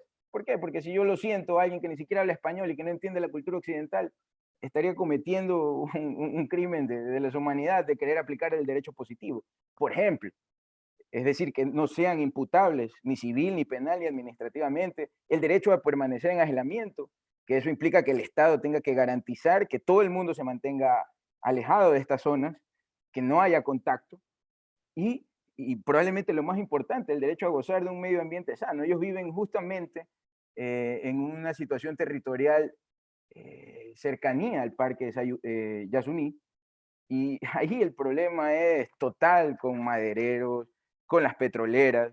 Es un tema complejo, ellos no tienen comercio, ellos viven de la naturaleza. Por su propia situación de aislamiento, ellos viven como probablemente vivían nuestros ancestros en este estado hace 600 años, y obviamente solamente pueden vivir de la naturaleza. Entonces es importante garantizar un medio ambiente sano. Entonces esto dentro de las soluciones generales, ¿no? La igualdad material, por ejemplo, con quienes pueden serlo, la diferenciación jurídica con minorías que no se puede. Y el punto importante, y con esto ya concluyo, hay estamentos internacionales que pueden ayudar muchísimo, por ejemplo, en la situación de la corrupción. Hay iniciativas internacionales, ONG y otros países, donde se ha aplicado. Si, por ejemplo, es muy problemática la elección de fiscales, de jueces, de autoridades, por la propia idiosincrasia de un determinado Estado, sobre todo de cierta clase política, se ha tomado y se ha pedido ayuda a la comunidad internacional, por ejemplo, firmando un convenio para que quienes elijan a determinados funcionarios judiciales no sean propiamente los mismos de la clase política ecuatoriana, sino traer jueces internacionales de la Corte Interamericana que trabajan en La Haya, que trabajan en organismos internacionales y que, por ejemplo, ellos participen activamente. Eso, por ejemplo, implicaría una situación de subordinación o complementariedad de los estados a estos instrumentos internacionales que pueden ser de gran utilidad. Si es muy complejo que internamente se pueda realizar algún seguimiento sobre algo, ¿cuál sería el problema en que el Estado voluntariamente, reconociendo esas limitaciones internas de su idiosincrasia, permita, esto lo manejan algunos pensadores, ¿no?, que un ente internacional conformado por gente de otros países del primer mundo que tienen una cultura jurídica y judicial muchísimo más profunda que la ecuatoriana, pueda hacerse cargo de ciertas decisiones internas. Entonces, de manera general, esta es la situación en la que nos encontramos. No es que son recetas milagrosas, pero vemos cómo la construcción de la ciudadanía como tal puede terminar trastocando o chocando con todas estas nociones del derecho, de los derechos humanos, y de qué manera se ha convertido en un problema y cómo podría tal vez cesarse un poco la visión de la soberanía y de la ciudadanía con la intención de que efectivamente los derechos humanos sean cumplidos a cabalidad, tal cual los leemos en las leyes y en las normas internacionales. Muchas gracias. Muchísimas gracias, estimado Magíster Ruiz.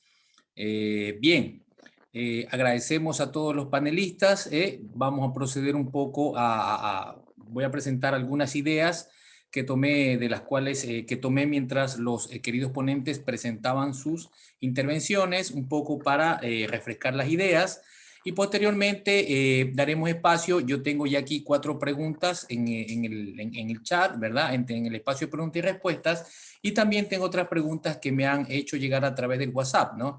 En cuanto a la ponencia del doctor Camilo Gálvez, la teología pastoral como fuente para la construcción de ciudadanía, algunas ideas que él mencionó a lo largo de su ponencia, ¿verdad? Muy importante, el tema de la ciudadanía como trascendencia desde valores que pueden ser también democráticos.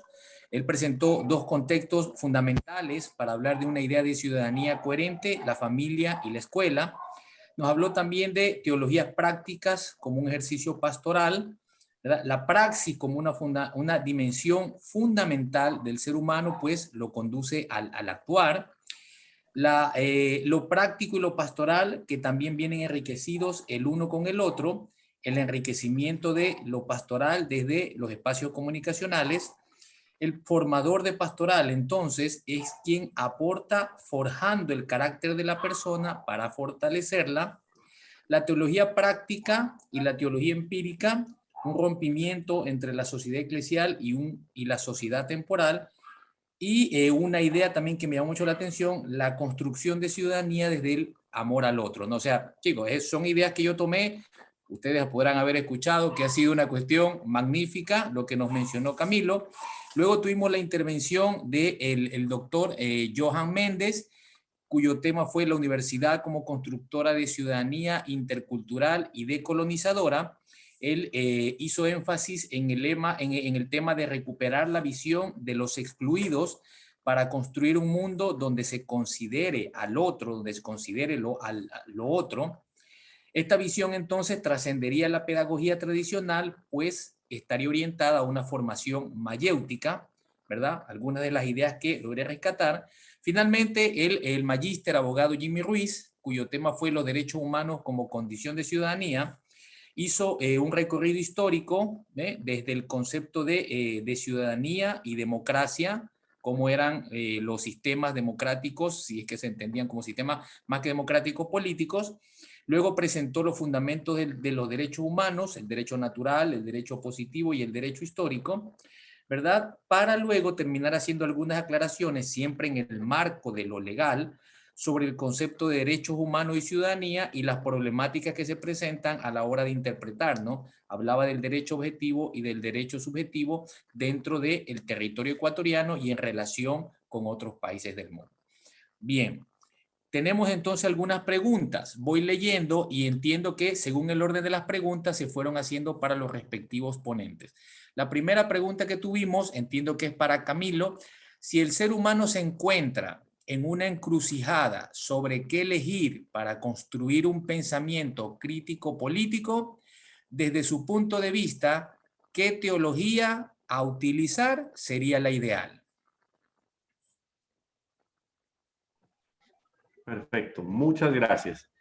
A ver, yo creo que hay que distinguir o tener presente un argumento fundamental. Cuando nosotros hablamos del pensamiento, de la especulación teológica, no podemos equiparar una especulación teológica con una especulación política. La especulación teológica alcanza todas las dimensiones del ser. Por lo menos hacia allá debe apuntar.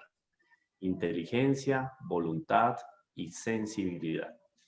Ahora, la especulación política termina siendo una herramienta también de la teología para apuntarle a esa formación completa, compleja y total del ser humano.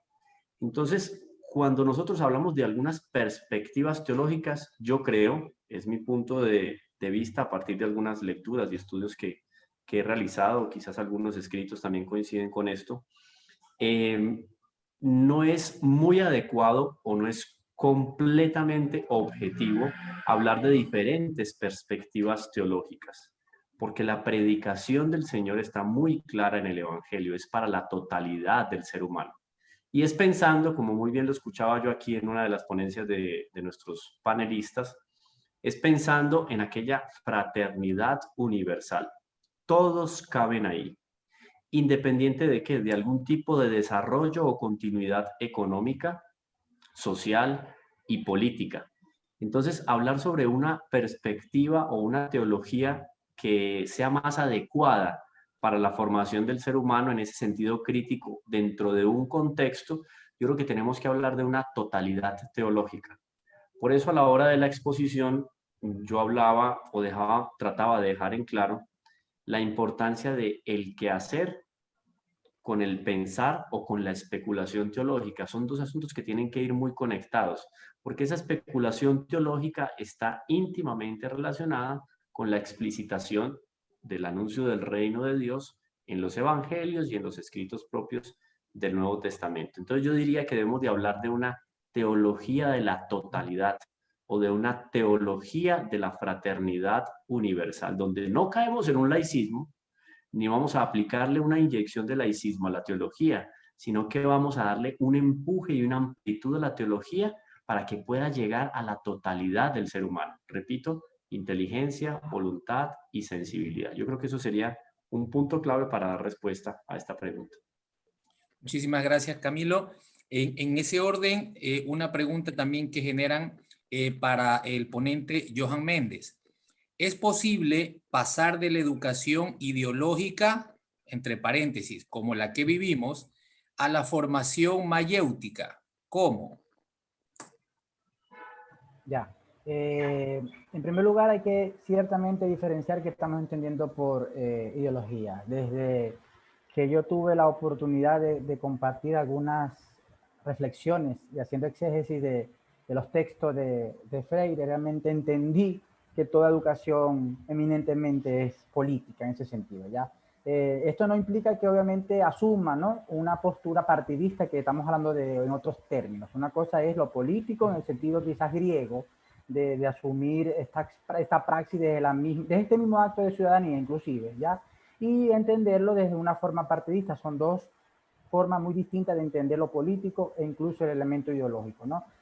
Estemos donde estemos, lo importante aquí no es solamente, y además de qué tipo de educación estamos hablando, porque si es una educación institucional o institucionalizada, de ley va a tener elementos presentes ideológicos, políticos, por parte de quienes obviamente establecen realmente esas estructuras. Por ende, estamos hablando de una perspectiva que también tiene su cosmovisión, digámoslo así, es decir, visión de mundo, sin el término también alemán, en el sentido de que realmente se está valorando un tipo de educación no necesariamente institucionalizada. Y ahí un poco el por qué esta propuesta de colonial también debe de cierta manera estar presente en nuestra formación, en el sentido de que de superar, digámoslo así, esa forma tradicional de un sujeto, no solamente hablando de un discurso de la colonialidad del saber y del poder, sino incluso pensando otra vez en Freire, de esa educación bancaria, es decir, donde el docente, ¿verdad?, es el amo y absoluto del conocimiento y el otro sencillamente es un banco vacío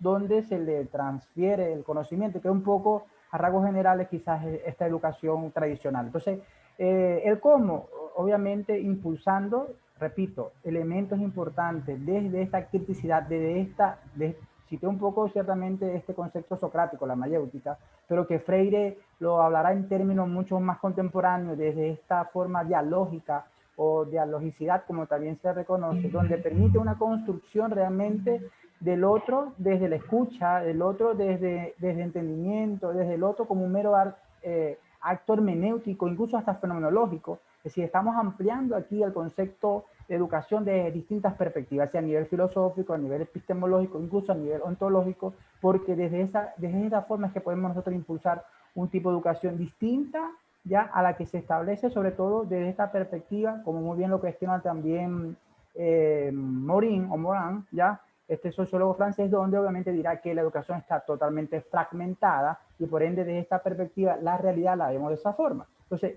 impulsar un tipo de educación, el cómo, por ejemplo, esta metodología trans e interdisciplinaria es muy interesante. Trabajar con proyectos de aprendizaje donde el otro también pueda decir, bueno, yo quiero también conocer estas cosas, y más aún que muchos, o bueno, o pocos, porque había que estudiar realmente estadísticamente hablando, quienes tienen acceso a la educación, que es un tema y un debate muy importante desde la virtualidad, que se está dando incluso en el Ecuador y en toda América Latina, creo que es un tema a nivel global, porque hay muchos que también tienen acceso, pero hay también una cantidad importante que no tiene acceso a estas plataformas tecnológicas y al uso de la Internet, por ejemplo, ¿no? Entonces, este tema de la educación ya es desde qué perspectiva la estamos viendo, si es meramente la que nos ofrece el Estado, porque incluso citando a Caterina Walsh, ya esta gran pedagoga que tiene ya más de 2 décadas aquí en el Ecuador, está en Quito, en la Universidad Simón Bolívar, trabajando desde el doctorado de estudios latinoamericanos, ha desarrollado trabajos interesantes en relación a una educación no institucional, a una educación más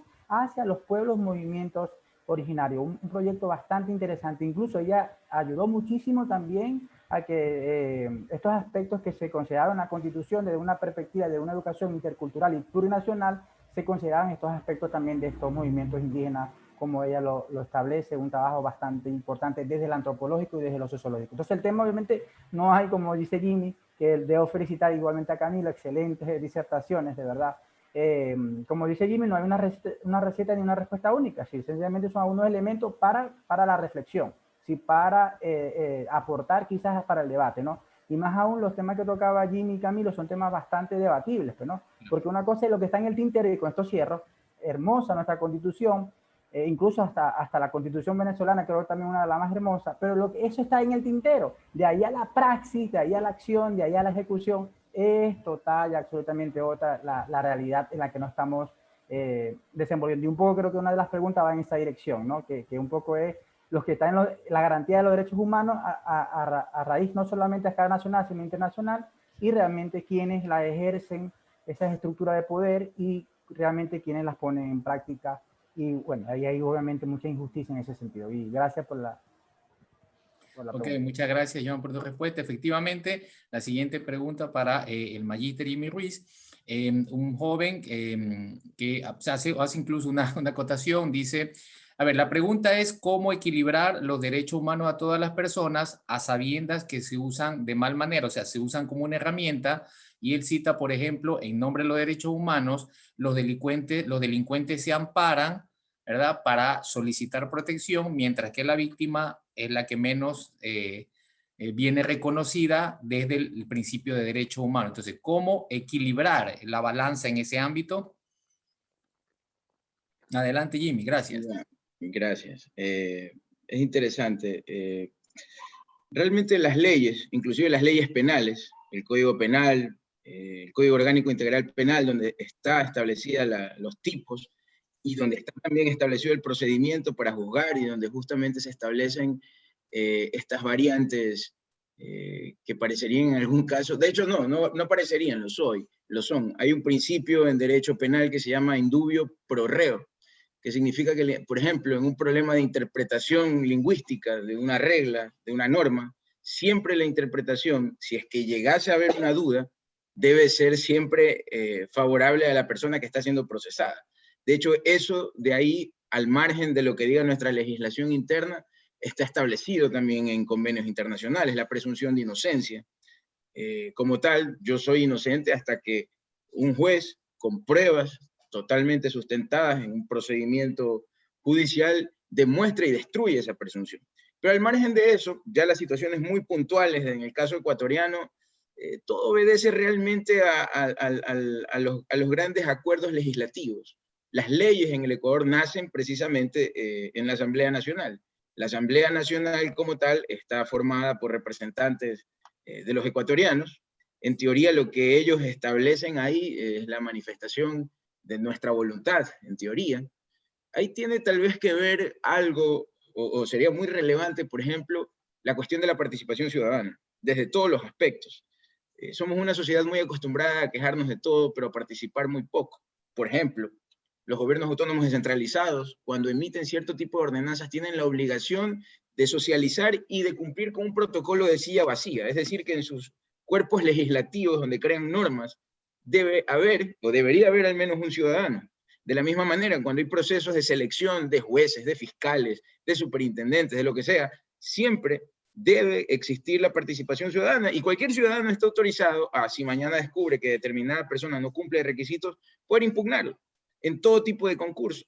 De la misma manera, las leyes también pueden ser modificadas por la participación ciudadana. Si se reúne el 1% de las firmas de los ciudadanos y mañana ese porcentaje considera que a la Asamblea deben llegar un conjunto de modificaciones legislativas ya sobre el procedimiento en sí, ¿no? Sobre este hecho. Por ejemplo, me imagino que la pregunta se va a referir a las personas que las capturan en delito flagrante y no les muestran el rostro, a estas cuestiones en que se acogen a un procedimiento abreviado en el que declaran su culpa y les reducen 2/3 la pena. Claro, por supuesto, son situaciones que pueden ser modificadas. Eso no está en la Constitución, porque si estuviera en la Constitución no podría yo reformar la ley solamente con un acuerdo legislativo. Tendría que reformar la Constitución y ver si es que esa reforma a la Constitución no está tocando algún instrumento internacional, pero esas particularidades que sí, parecería que están guiadas más a exacerbar el indubio pro reo, podrían nacer incluso de la ciudadanía. Si no está de acuerdo el estudiante o un grupo, pueden reunir firmas. Se establecen en la Constitución estos mecanismos para una participación activa en los procesos de selección, en la creación de normas, y probablemente cuando nos convirtamos en un pueblo que se pueda apoderar de estas instituciones y de estos estamentos, la participación ciudadana dejará de ser solamente una bonita cita deontológica. Muchísimas gracias, Jimmy. Tenemos otra pregunta, entiendo que es para Camilo, dice, porque toca el tema de los actores pastorales. ¿Cómo puedo conocer como actor de trabajo pastoral si estoy desarrollando teología práctica o pastoral empírica? Sí, a ver, el problema es lo siguiente, el problema es que dentro de la pastoral empírica entran algunos elementos que se enriquecen en la especulación a partir del quehacer. O sea, yo recibo una formación teológica en un centro universitario, en un centro de pastoral, lo que sea. Eso me va a llevar a mí a un quehacer teológico. Ese quehacer teológico se alimenta con esa praxis, creando también elementos de la especulación teológica que robustecen todo el trabajo de evangelización. El problema sería el siguiente, el problema mío sería quedarme en la praxis simplemente sin querer reforzar y fundamentar con principios inteligentes. Esto es como un trabajo de mercadeo. Yo me acuerdo muy bien, conocí un amigo en Alemania en un simposio, él de origen argentino, fue el de la iniciativa de estos videos mensuales del Papa con los mensajes. Él estudió mercadeo y estudiando mercadeo se le ocurrió, ¿por qué no hacer una tesis de maestría al respecto de la estructura o el programa de marketing de Jesús? ¿Cuál fue el marketing para llevar el mensaje del reino de Dios? Eso me pareció a mí interesantísimo, pues salida del estadio, sacada del estadio. Entonces, el pensando en ese ejercicio del quehacer, yo tengo que tener claro que yo también me estoy formando intelectualmente con ciertos principios. Yo debo de guardar la experiencia. Debo de tener muy claros los objetivos que yo voy alcanzando. Porque la humanidad, las relaciones humanas son muy variadas, muy cambiantes y se van enriqueciendo siempre. Entonces, el pensar teológico no es estático. El problema de la praxis teológica sería quedarme en el quehacer y no organizar o sacar fruto de aquello que yo estoy haciendo para enriquecer mi acervo intelectual. Entonces, el peligro sería ese, quedarme en la praxis. No son dos cosas que se enriquecen. La praxis o el quehacer con la especulación teológica. Y lo uno va enriqueciendo a lo otro. Por eso es que no puede haber una ruptura. Es un enriquecimiento mutuo que me lleva a mí a alcanzar un objetivo. ¿Cuál? Es llevar el mensaje de Jesús y transformar la sociedad, logrando así una construcción de una ciudadanía. Muchísimas gracias, Camilo. Lamentablemente el tiempo se nos acabó. Quedan algunas preguntas que hay ahí, quedan en el aire. Las dejaremos para una segunda oportunidad. Ojalá podamos volver a reunirnos. No sé, Víctor, ¿quiere decir unas palabras? Les agradezco muchísimo a nombre de la universidad, realmente muy bien organizado. Te felicito, Roberto, al grupo de investigación Ataraxia, que siempre está dándonos estos muy buenos webinars, a la predisposición de Camilo desde Colombia, muchas gracias, lo conocemos y lo apreciamos muchísimo en Ecuador. Tenemos también la suerte de contar con algunos artículos que han salido en los libros de el grupo de investigación Ataraxia, a Johan, que también ha escrito algunos libros y nos sorprende cada vez más en este aspecto de decolonialidad, que me ha gustado y realmente ayuda muchísimo a fortalecer la visión que tenemos también desde la universidad, las epistemologías del sur. Y eso es lo que estamos haciendo en este momento. Y a Jimmy, también, muchísimas gracias, Jimmy. Realmente discutir sobre los derechos ahora parecería que todo es derechos, pero tú nos has abierto una visión muy clara, completa, y qué bueno saber que lo moral no tiene esta disyuntiva con el derecho, ¿no? Porque, por supuesto, como tú decías, en otros países esta circunstancia necesita la legalización, y eso a veces son los que buscan generalmente, y a veces se arranca de la moral un aspecto que es muy natural. Así que te agradezco mucho, realmente un buen y espectacular nivel. Vemos que la universidad cada vez va avanzando más, saca mejores presunciones también académicas, así que muchísimas gracias, realmente un placer haberles escuchado.